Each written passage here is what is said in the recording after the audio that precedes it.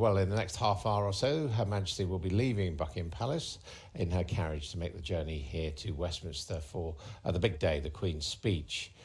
Boris Johnson will have presented the first Queen's speech of his premiership.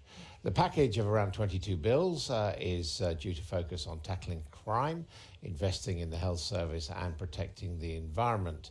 But with no Commons majority, it's unlikely that much of the proposed legislation will actually get onto the statute book, especially since both sides in Parliament are talking about an early general election.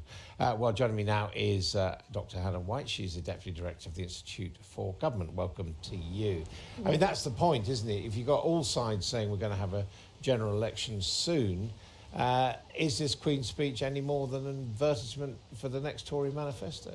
Well, every Queen's speech is in some ways a shop window for the government. It's the government being able to say, for the next year, these are the laws we're planning to try and get onto the statute book. It's not going to be a year, though, is it? It's not going to be a year, certainly not this time. And even if we don't have an election, the reality is for the government that they don't have a majority in Parliament at all. And so the idea that they would be able to get any of these bills through Parliament, even if we didn't have an election, is really for the birds. But see, that's the point, isn't it? Would the opposition parties come together to oppose measures being tough on crime or helping the health service? I mean, it seems to be a kind of deliberately sort of punter-friendly programme. Is that likely, if they do get round to debating it, is that likely to run into trouble?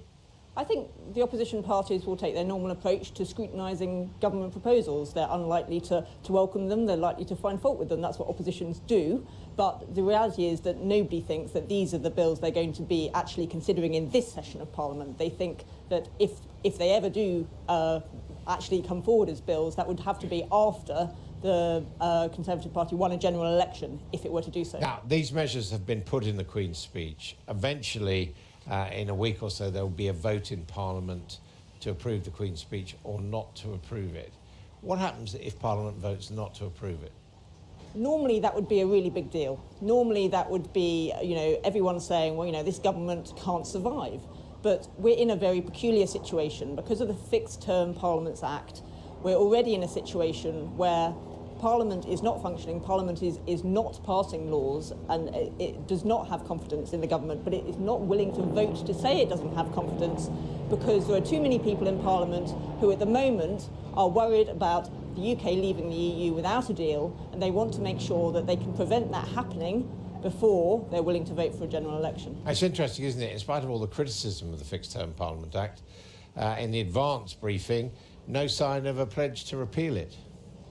No, well, I think, there are lots of people who don't like the Fixed Term Parliaments Act and lots of people who think that it's created in a certain circumstance. It was created for the coalition government to try to give the Liberal Democrats reassurance that the Conservatives wouldn't pull the plug on their arrangement they had partway through the Parliament. Now, in a very difficult, different political situation, it looks very different. But yes, there are lots of people who say that one of the first actions of a government with a majority would be to get rid of it. Now, one of the things they are proposing is voter identification at election times. What's that all about? Well, that's because some people are worried about voter fraud. Some people are saying that, there's a problem in certain constituencies with people voting on behalf of other people. But other people have concerns with voter ID that it would discourage people from voting, and that some of the constituencies within the UK who are the least likely to vote would be further discouraged from doing so. I think it's about a quarter of the adult population have neither a driving licence nor a passport. Exactly. So they'd be in trouble, presumably. They'd be in trouble. And for people who are concerned about maximising turnout at elections, that would be a concern. So do you think there is a sort of element of voter suppression about this? It's not for me to say, but I think there are concerns on both sides. Voter fraud is a concern, but so is discouraging people from exercising their democratic right to vote. Okay, thank you very much indeed, Dr. Hannah White there of the Institute for Government.